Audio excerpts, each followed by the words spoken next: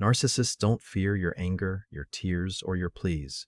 They don't fear confrontation. They fear one thing: irrelevance. Absolute, undeniable irrelevance. That's the brutal truth you refuse to face. Most of you approach a narcissist with the wrong playbook. You think logic will work.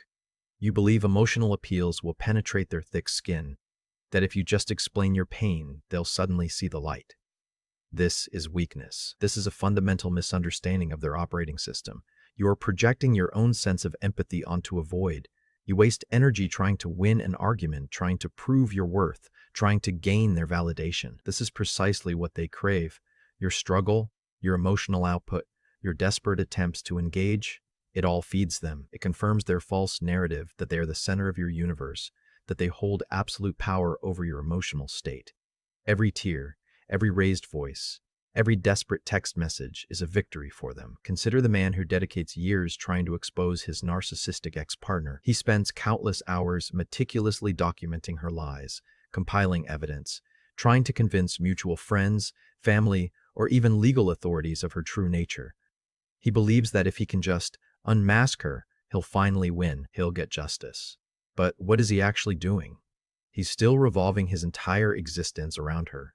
Every piece of his energy, every thought, every conversation is still dictated by her actions.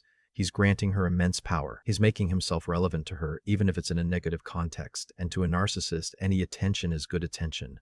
They don't differentiate between adoration and outrage. Both confirm their power. This isn't about logic or justice for them. It's about control and the constant reaffirmation of their own inflated self-importance.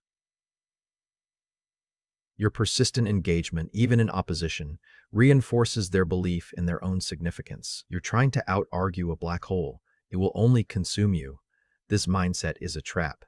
It's a losing game you started playing by their rules. Break free from that delusion. Stop being their emotional meal ticket. The actual solution is not to fight fire with fire. It's to remove the oxygen.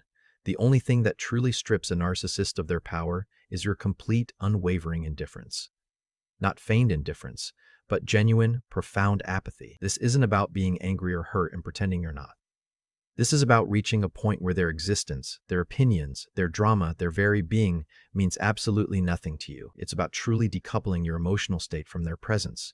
This is the ultimate psychological weapon. When you cease to react, when you cease to engage, when you cease to even acknowledge their presence as a factor in your life, you're robbing them of their fundamental supply. They feed on attention, on your emotional response, on your validation, positive or negative. When that supply dries up, their carefully constructed false self begins to starve. This isn't about vengeance. It's about self-preservation and strategic disengagement. Let's illustrate this with a powerful, real-world example.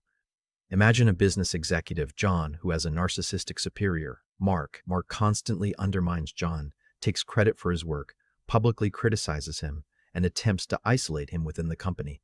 He thrives on creating drama and pulling others into his chaotic orbit. Most people would react with anger, frustration, or even fear. They would try to defend themselves, appeal to HR, or confront Mark directly, hoping to reason with him. These actions, while seemingly logical from a normal perspective, only fuel Mark's ego. He thrives on John's visible distress, on the conflict itself. He sees it as proof of his own dominance and the effectiveness of his manipulative tactics. John, however, understands these insidious dynamics. He stops reacting. When Mark tries to provoke him in a meeting, John maintains a neutral, almost bored expression. His gaze remains steady, devoid of any discernible emotion. No anger, no fear, no frustration. He acknowledges the comment with a brief, factual statement, or simply moves on, steering the conversation back to the business objective without emotion, without elaboration, without giving Mark any emotional hook. He doesn't defend, he doesn't explain, he doesn't retaliate. He simply removes himself from the emotional battlefield, making his personal space an impenetrable fortress. Crucially, John also begins to strategically pivot his professional life. He starts building strong alliances with other key players in the company, not by complaining about Mark or bad-mouthing him, but by consistently delivering high-quality work, showing initiative, and offering genuine, competent support to his colleagues. He makes himself indispensable, not through conflict, but through sheer competence, reliability, and collaborative strength. He cultivates a reputation that stands entirely independent of Mark's petty attempts to diminish him. His value is self-evident, not debated. When Mark tries to take credit for John's project during a crucial presentation, John, instead of raging, calmly presents the data, the project milestones, the detailed development logs, and the team's contributions, all clearly attributed and time-stamped. He doesn't accuse Mark. He simply states facts, letting the undeniable evidence speak for itself, making Mark's empty claims appear baseless and even absurd without needing a direct confrontation. He creates a robust paper trail, a digital record of his contributions, making it impossible for Mark to outright steal or falsify his involvement without exposing himself as a fraud.